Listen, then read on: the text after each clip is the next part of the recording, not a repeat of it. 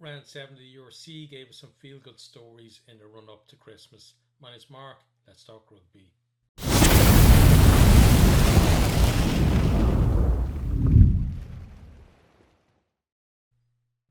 Yeah, some teams, giving their fans something to cheer about in the run up to Christmas, including the jersey I'm wearing now.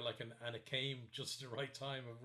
Only received this in the last kind of week or so. So I've been after a Dragons jersey for a long time, and finally, like the Dragons themselves don't ship to Ireland, but these guys VX3 who actually make the jersey do. So finally got my hands on one, which means that I now have a full collection of the Welsh teams, and I work my way through the rest of the URC.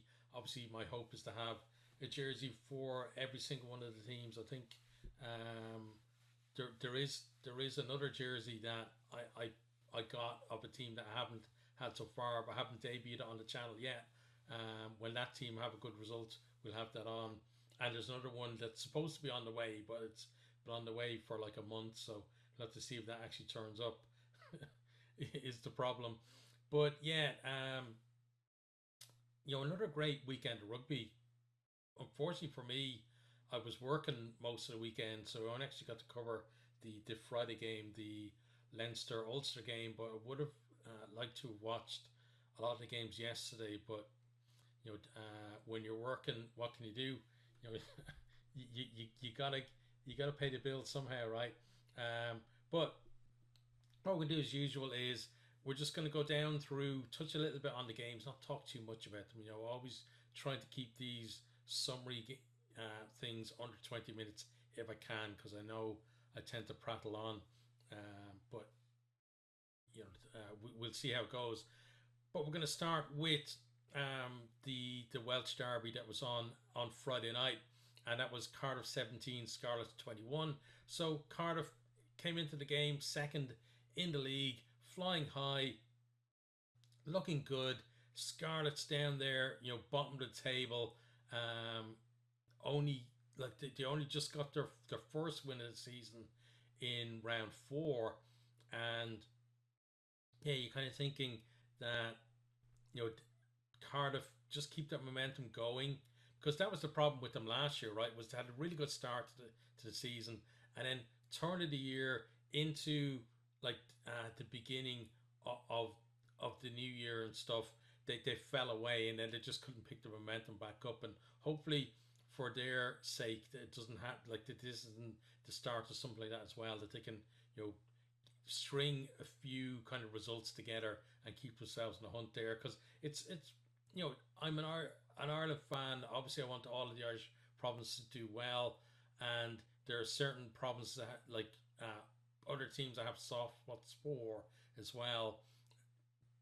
But still, it feels more exciting in the URC, where like if you know if at least one team from each of the representative countries are actually in there in the mix, it feels like everybody is involved. But in this one, so Scarlets actually start off, they take the lead, and then um, that was through Eddie James, Mason Grady over for Cardiff, and then there's a Callum Sheedy penalty just before the break that puts Cardiff in the lead. Then in the second half, Gareth Davis gets over for the Scarlets. Josh Adams replies a couple of minutes later for Cardiff, and it's kind of nip and tuck a little bit. And like Scarlets as well, like they've already had 2 yellow cards in the first half, and then Davis gets over then for his second try, which proves to be the winning score, but they still have to survive. A third yellow card for Johnny Williams. So what I talked about before was you know Scarlett's very much this season missing the dog that I had last year, and there were signs you know um, in the first win of the season that they got in round 6, and then through the you know um, you know Europe didn't go all that well for them, but still kind of signs there that they're getting a little bit back, And in this game, like, it really did come back. This felt like the Scarlets team that qualified, for the playoffs last year and got themselves into the Champions Cup on the back of that. And that's really what they've been missing.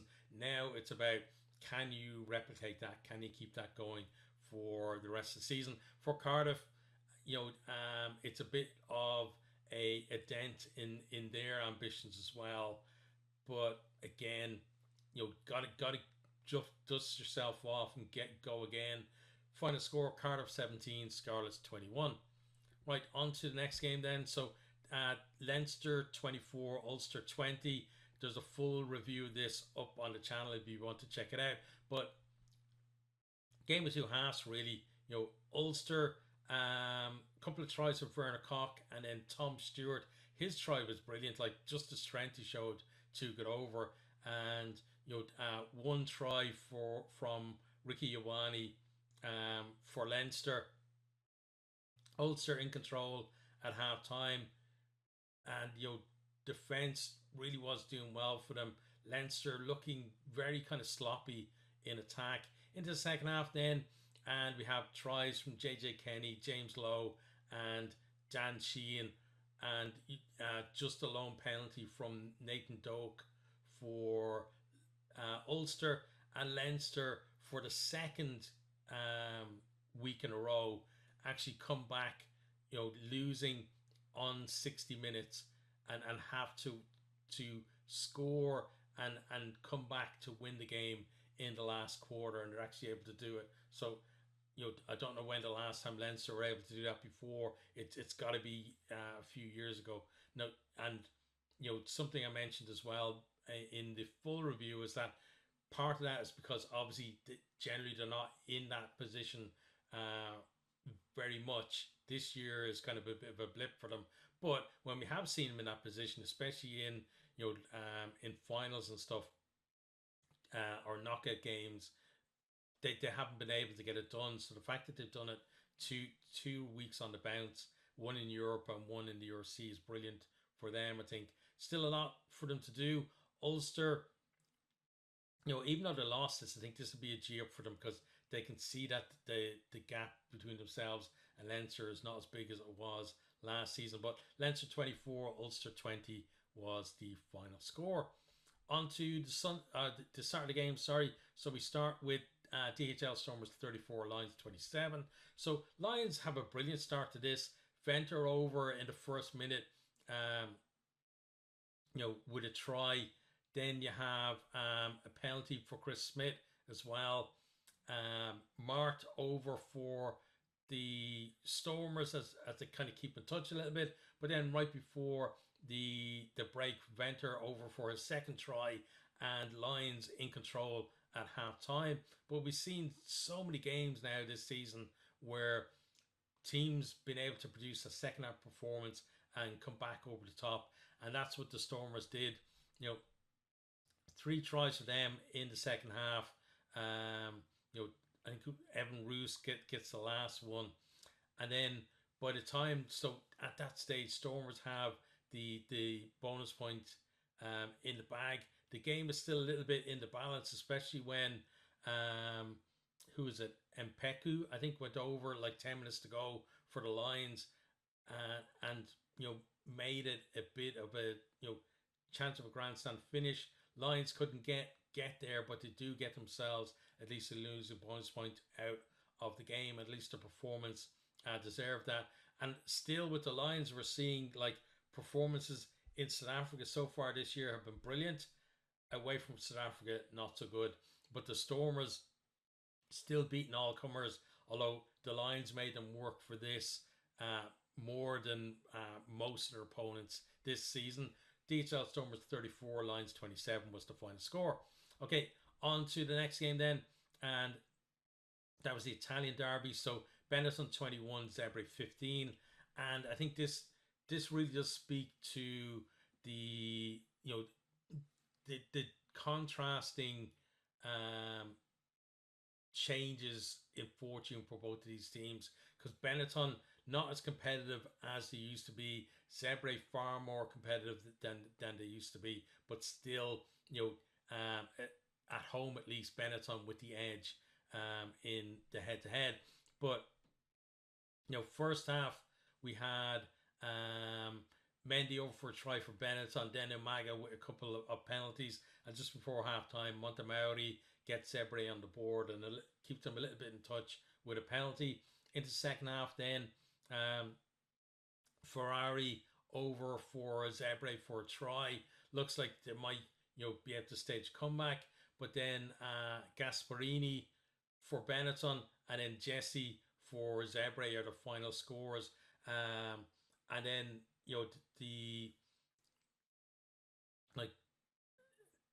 I think the Ferrari try came when Menoncello was in the bin. So that kind of, gave Zebre that little bit of momentum. But again, Benetton just able to kind of steady the ship a little bit. And, they were able to get to the win. But Zebre, again, a deserved losing bonus point for them. Benetton 21, Zebre 15. Right, on to the next one then. And this is the Scottish Derby. So Glasgow 24, Edinburgh 12. And, Glasgow, great start to this. Matt Ferguson gets over for them. And Hastings converts it. Then Dylan Richardson gets in for Edinburgh. And I think those are the only scores in the first half. And that's unconverted. So 2-point lead for Glasgow at the break. It's into the second half then. And, Glasgow just kind of stretch themselves out a little bit. Roy Darge and then Hiddleston over for tries. Under 10 minutes to go. And we have Gilchrist in for Edinburgh. Makes a potentially an exciting finish. It's a one-score game at that stage. But Hunter Hill goes to the bin. And Seb Stephen, I think, I don't know whether it's Stephen or Stephen, but he gets over for the bonus point try for Glasgow.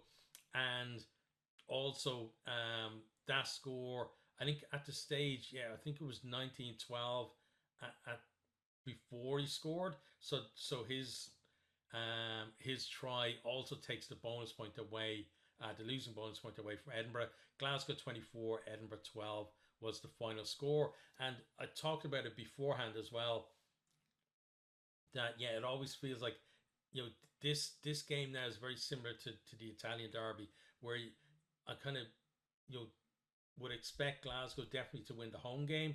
And I'm thinking when they flip over now and they have the second game where Edinburgh are home, I think Edinburgh might just about edge it, but the margin, I think Glasgow will still, even if Edinburgh win that, Glasgow will still win on aggregate between the two games. Right, on to the next one then. We have another South African derby. Hollywood Bet Sharks 21, Bulls 12. And the Sharks, I said it in the build-up as well, like they take the South African derbies very seriously, and I wish they took the rest of the URC as seriously, and the Champions Cup as well, because I think they would, to see them giving it their all really would be fantastic. And in the first half, get over for an early try, but then we have Andre Pollard with 3 penalties for the Bulls. So the Bulls are actually leading at half time, and then Pollard adds another penalty, just before kind of 20 minutes to go.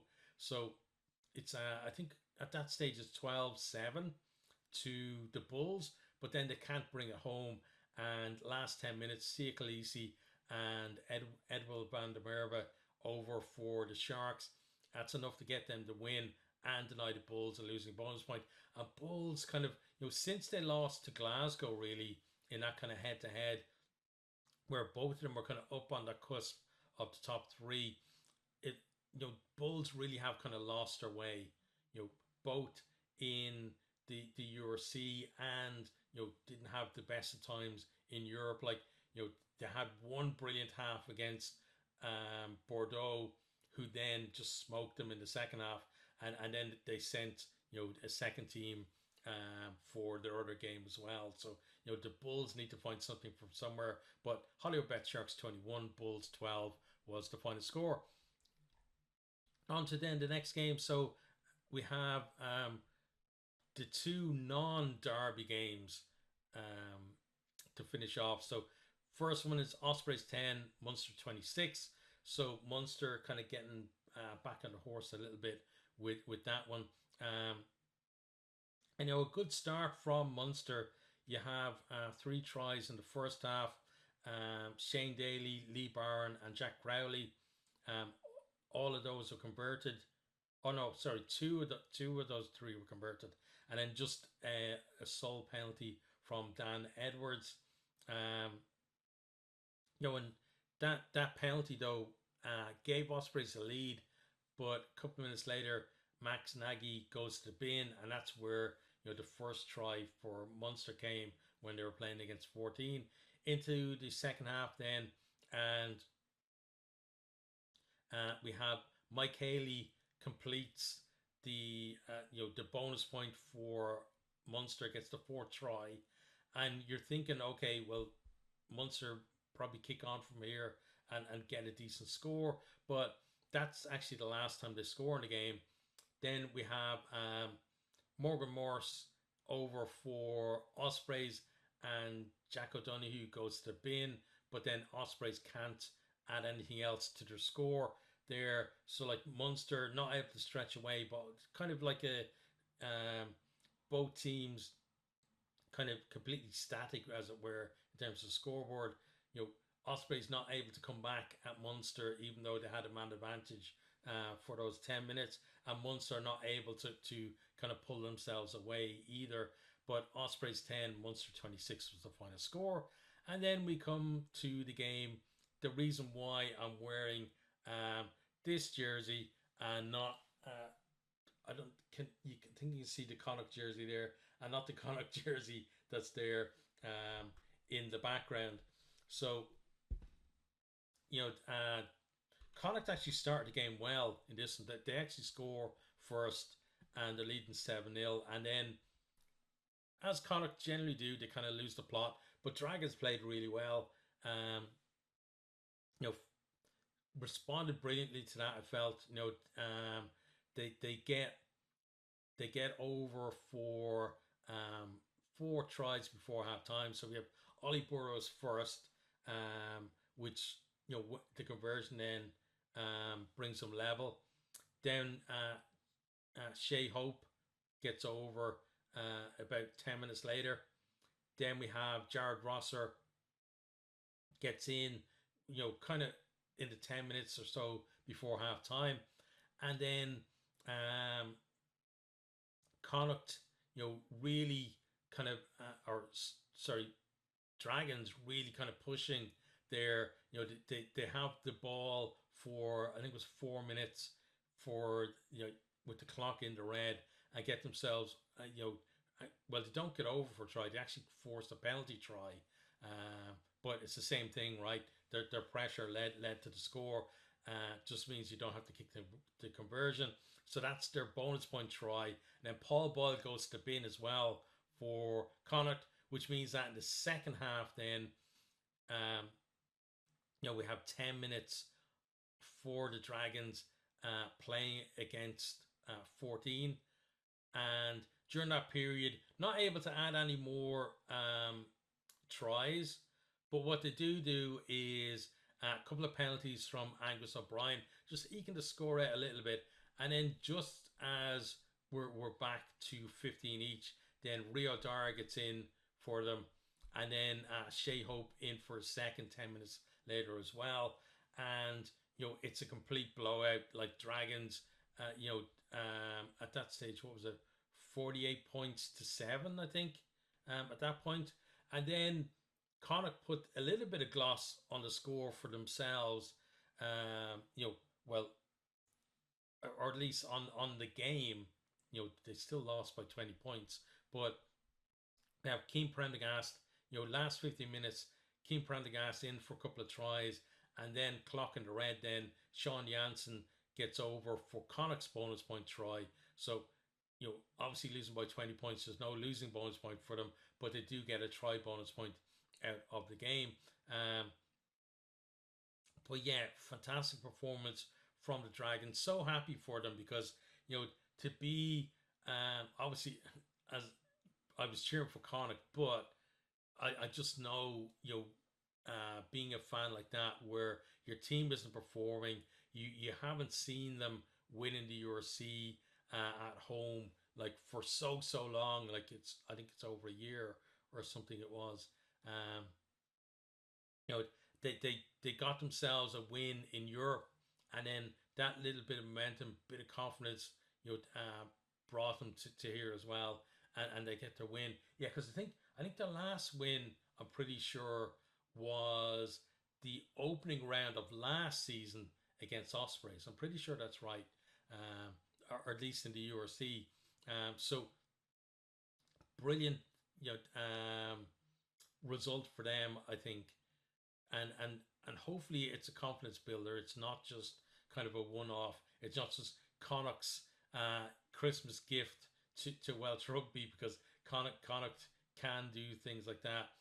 But yeah, you just hope that belief there, and it's not always, for me, it's not always about, like, every team can't win every round, obviously.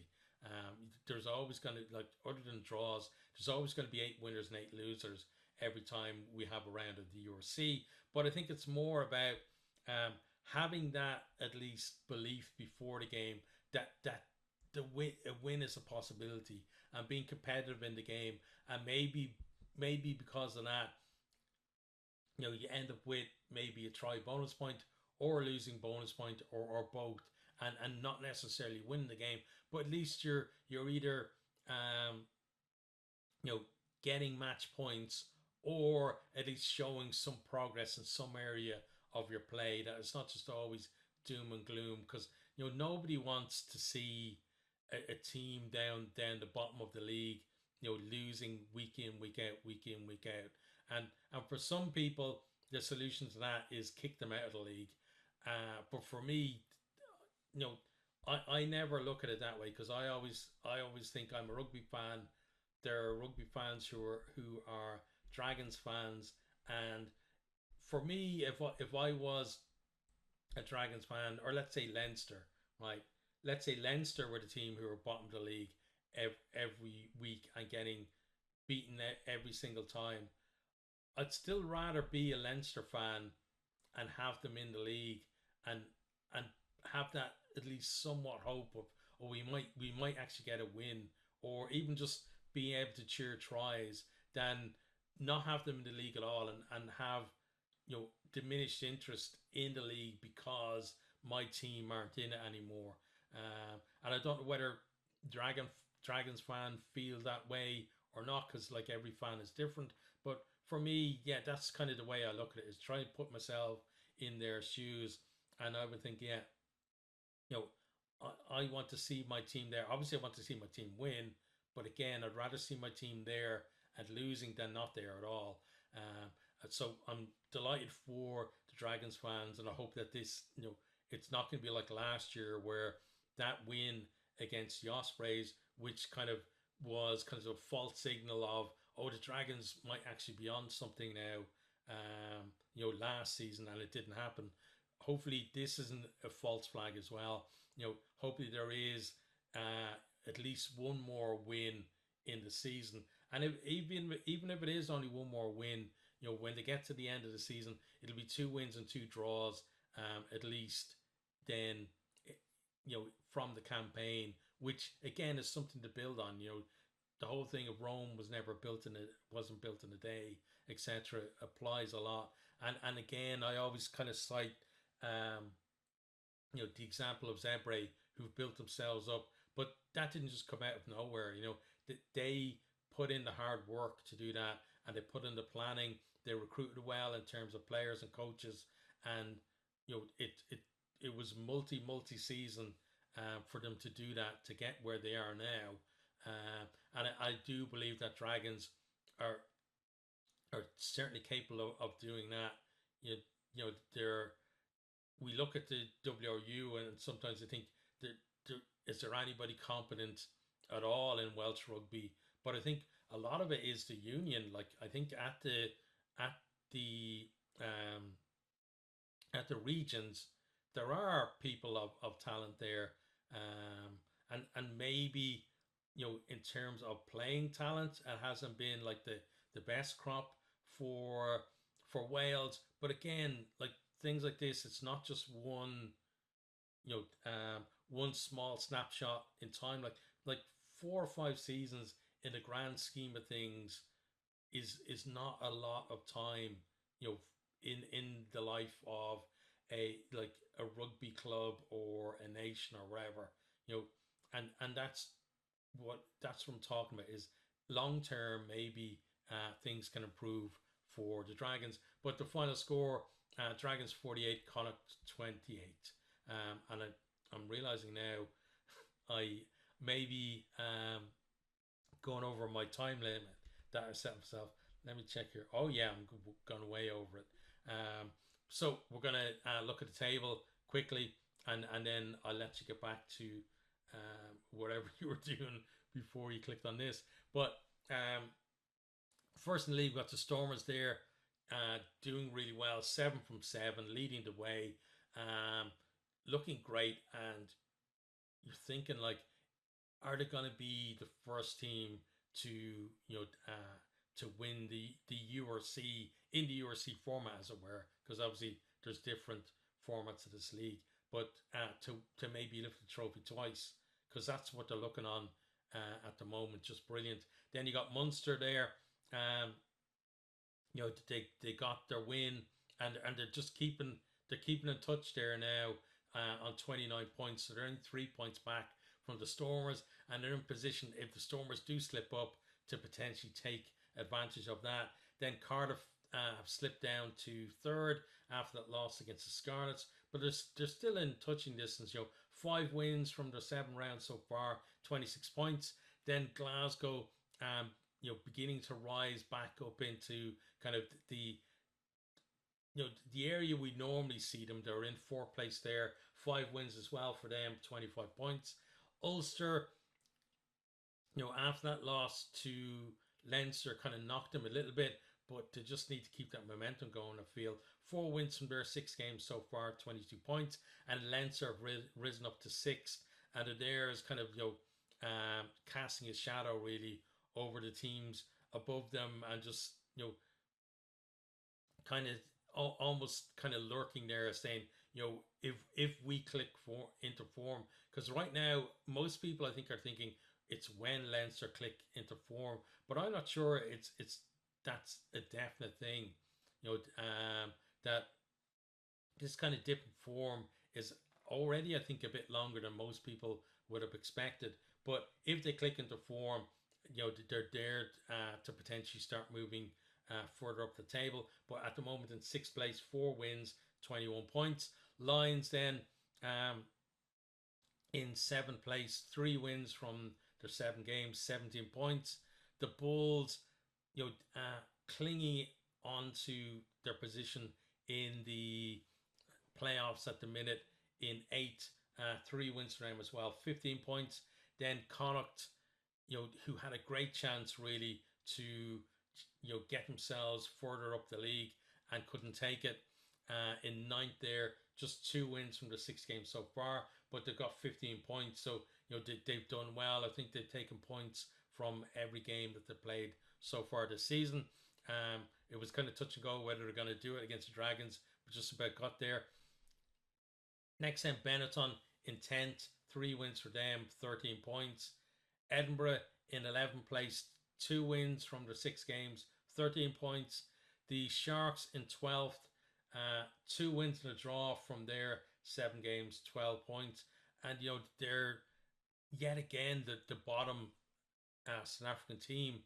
The rest of the South African teams, even though like 7 and 8 Lions and Bulls, but still the rest of the South African teams are up there in the playoff places, and the Sharks can't decide whether they're going to be in a battle to potentially join them, or they're going to be in battle to avoid finishing kind of in the bottom kind of 2 or 3 in the league at the minute. Zebre then the 13th, 2 wins from them. Those were, I think, their opening 2 wins or 2 games of the season, on 11 points. So for them, they got that losing bonus point against Benetton, but you do feel, they kind of need to get themselves another win in this block as well, just to get a little bit more momentum back. Then the team of the week for me, the Dragons, first win of the season. They have the 2 draws already, and so for that they got 10 points, got themselves up to 14th. So that's brilliant to see. And then Scarlets climbed off the bottom of the table, 15th now, second win of the season, and I think it's 2 wins on the bounce in the URC at least, up to 8 points. And Ospreys, the team that slipped down, that defeat at home to Munster, still only 1 win so far this season. They have that draw as well against the Dragons, and they're on 8 points as well, but points difference going in the way of the Scarlets, who are just above them. So that's our league table. Looking at it, you would think that for the Welsh teams, being 14th, 15th, 16th, it wouldn't be a happy week.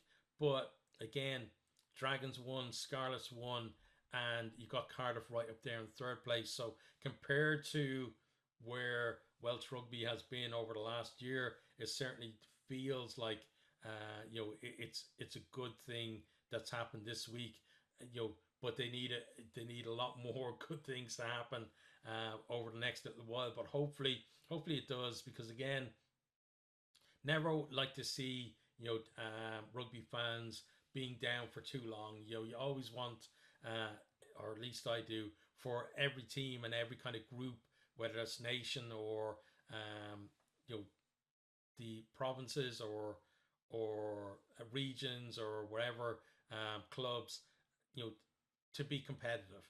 And I think in the URC we're seeing every single year now it's getting more and more competitive, and for me, I just love it. But one thing before I forget as well, is that I just want to wish everyone, whether you celebrate Christmas or not, I hope you have a great week. If you do celebrate Christmas, hope you have in Ireland we say Happy Christmas rather than Merry Christmas. So I hope you have a really happy Christmas, and whether that's whatever that is for you, spending time with family or friends, or just getting a nice new rugby jersey or something like that. But whatever it is, I just hope you enjoy it and have a great time there. And again, just always say a big thank you to everyone who tunes into the videos. If you leave comments or not, I love interacting with people down in the comments. I've got to get on that a little bit more though, because kind of with work, been a bit busy and neglected kind of responding at least to comments when I should be. So I'm going to try and be better at that. But yeah, I'm always kind of blown away that people actually take the time, and time is very precious, to actually listen to me prattle on. And that's why I was trying to keep this video kind of under the 20-minute mark, and unfortunately failed. But hopefully those of you who watched this far didn't mind too much. And again, have that happy Christmas, and I'll talk to you guys after I guess next weekend.